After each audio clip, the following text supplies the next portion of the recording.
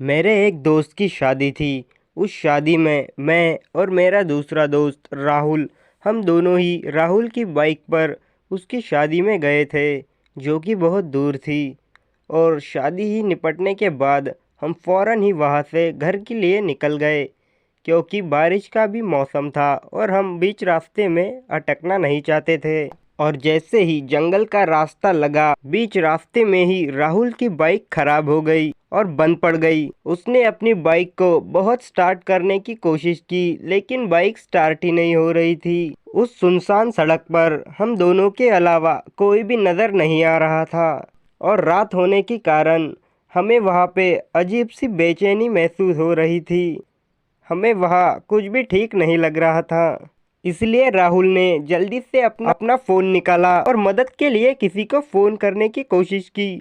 और जैसे ही वो किसी को कॉल करता, उतने में ही जंगल से एक जंगली सूअर आया और हमारी गाड़ी से भिड़ गया। लेकिन हम पहले से ही गाड़ी के नीचे उतर चुके थे, इसलिए हमें तो कोई नुकसान नहीं हुआ। लेकिन वो गाड़ी झाड़ियों में घुस गई थी और सूअर पता नहीं कहाँ भाग गया। और हम दोनों ही कुछ समझ पाते इससे पहले बारिश भी शुरू हो गई। और बारिश शुरू होने के कारण हम इधर उधर ढूंढने लगे कि बारिश से बचने के लिए कहाँ पर छुप सकते हैं। तो हमें थोड़ी दूर पर एक बड़ा सा पेड़ दिखा और हम दोनों ही उस पेड़ के नीचे चले गए। वो पेड़ बहुत ही बड़ा था, लेकिन फिर भी हमें कुछ बूंदें लग ही रही थी। रात भी बहुत हो गई थी और पूरी सुनसान सड़क पे सिर्फ हम दोनों ही थे, और ऊपर से बारिश भी हो रही थी। ऐसे माहौल में हम वहाँ पर ज़्यादा देर रुकना नहीं चाहते थे, इसलिए राहुल ने फिर से फ़ोन लगाने की कोशिश की, लेकिन मोबाइल में बिल्कुल भी नेटवर्क नहीं आ रहा था। इसलिए राहुल मोबाइल हाथ में लेकर नेटवर्क देखने की कोशिश कर रहा था। मैं बस खड़ा होके बारिश रुकने का इंतज़ार कर रहा था। पर खड़े रहते ही बहुत ज़्यादा डर लगने लगा और हम वहाँ पर ज़्यादा देर रुकने नहीं चाहते थे। और राहुल मोबाइल में नेटवर्क देख रहा था। ऊपर से उसकी स्क्रीन पर कुछ पानी की बूंदें गिर भी रही थी और उसे वो साफ भी कर रहा था। लेकिन एकदम से राहुल देखता है कि उसकी मोबाइल की स्क्रीन पर ऊपर से कुछ खून की बूंदें भी गिर रही थी। जैसे ही ये राहुल ने दिखा, राहुल एकदम से चौंक गया और राहुल ने मुझसे कहा कि अरे देखो, ऊपर से खून गिर रहा है। ये देखकर मैं भी हैरान हो गया कि ऊपर से खून कैसे गिर रहा है। और राहुल ने जल्दी ही मोबाइल की टॉर्च से पेड़ के ऊपर देखा। पेड़ बहुत बड़ा था, इसलिए पेड़ के ज्यादा ऊपर हम नहीं देख पा रहे थे। मोबाइल की टॉर्च से ज़्यादा दूर तक देखना नामुमकिन है। तो मैंने उससे कहा, छोड़ यार, खून नहीं कुछ और होगा, और यहाँ से जल्दी निकलने के बारे में सोच। और उतनी देर तक बारिश भी रुक गई थी। तो हम जल्दी से अपनी बाइक के पास गए और बाइक उठाई। बाइक बहुत ज़्यादा बुरी कंडीशन में थी और हम बाइक को धकेलते हुए लेकर जा रहे थे। अब डरावनी सड़क पे हम दोनों बाइक को धकेलते हुए ले जा रहे हैं। हम इसी सोच में थे कब घर पहुंचेंगे।